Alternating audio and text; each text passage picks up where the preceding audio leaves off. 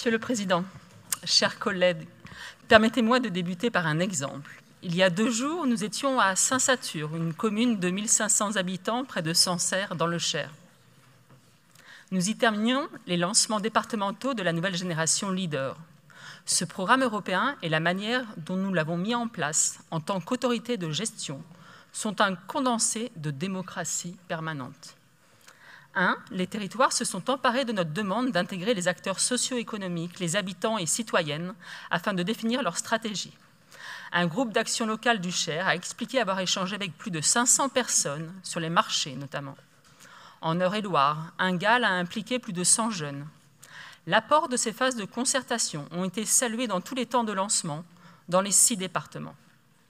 Ces concertations se sont concrétisées dans les comités de programmation locaux, avec l'intégration de plus de 50% de personnes issues de la société civile, une progression de la participation des femmes et parfois des coprésidences élues, personnes de la société civile.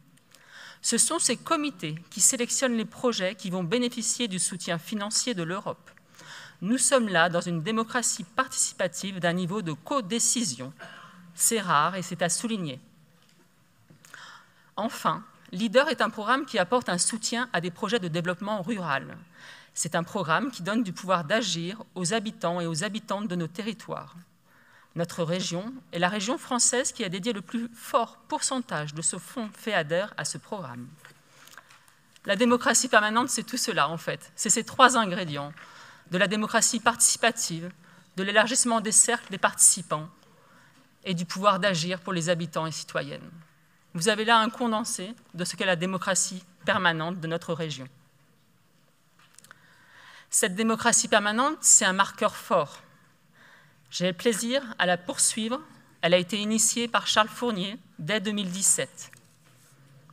Nous avons fait le choix, avec l'exécutif, de tout faire pour embarquer notre population, les jeunesses, nos partenaires, et chaque fois que c'est possible, sur tous les grands enjeux de transformation de notre territoire.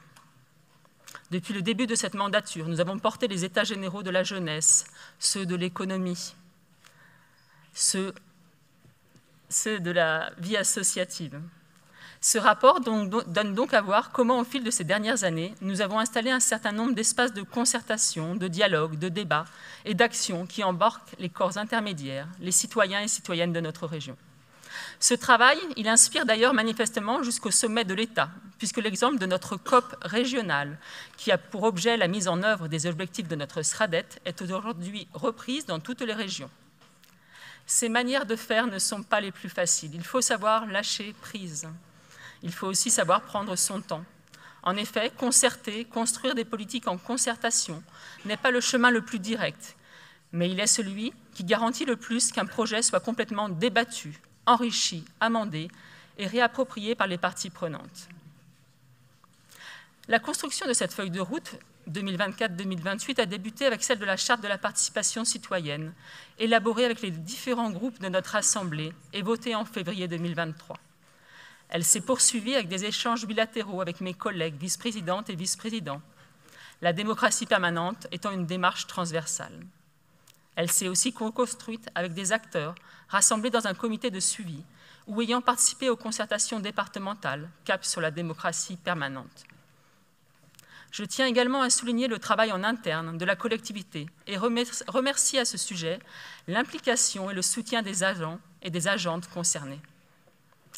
Cette feuille de route, elle est structurée autour de 2 axes.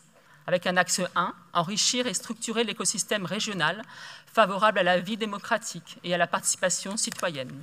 En axe 2, favoriser le dialogue avec les citoyens, les actrices du territoire et permettre la participation du plus grand nombre dans l'élaboration, le suivi et l'évaluation des politiques publiques. Pour chacun de ces axes, nous avons identifié 3 leviers d'action. Pour chacun de ces leviers, nous avons identifié des pistes d'action. Il est tard. Je ne vais pas vous les détailler, mais je ne peux m'empêcher de citer l'animation d'un réseau d'acteurs engagés sur les questions démocratiques, élus locaux compris, et la mise en œuvre d'un centre de ressources, l'organisation de rencontres en région tous les 2 ans et de temps départementaux tous les ans, le soutien et la valorisation d'initiatives citoyennes exemplaires et inspirantes. Toutes ces démarches viennent compléter un dispositif d'aide à la décision publique, à commencer par le Césaire, qui a fortement contribué à la production de cette feuille de route. Je redis ici la place importante que le Césaire joue à nos côtés pour produire de l'analyse et concerter sur notre action. Je salue d'ailleurs l'engagement personnel d'Éric Chevet sur ces sujets. Nous pouvons d'ailleurs peut-être davantage saisir le Césaire sur beaucoup de sujets. À un autre endroit, ces dernières années, le CRJ a pris une place plus importante encore pour contribuer sur l'ensemble de notre action. La clause d'impact jeunesse en est un bel exemple. Nous avons des jeunes engagés. Pour preuve, j'en vois 2 en haut. Ils sont prêts à contribuer et à porter la voix des jeunes de notre région. Il faut nous en féliciter. Si nous voulons que ces jeunesses, que les habitants et habitantes de la région Centre-Val de Loire s'engagent, votent, s'investissent dans des associations, dans les syndicats, dans les démarches collectives et pour l'intérêt général, n'ayons pas peur d'offrir un maximum d'espace pour que vive l'expérience démocratique. Et pour citer l'historien de Blois, Pierre Rosan-Vallon, à l'origine du terme de démocratie permanente, c'est par la multiplication des formes d'expression des citoyens et citoyennes que l'on répondra à la crise de la représentation, et non par la recherche utopique d'un mode de désignation parfait des représentants.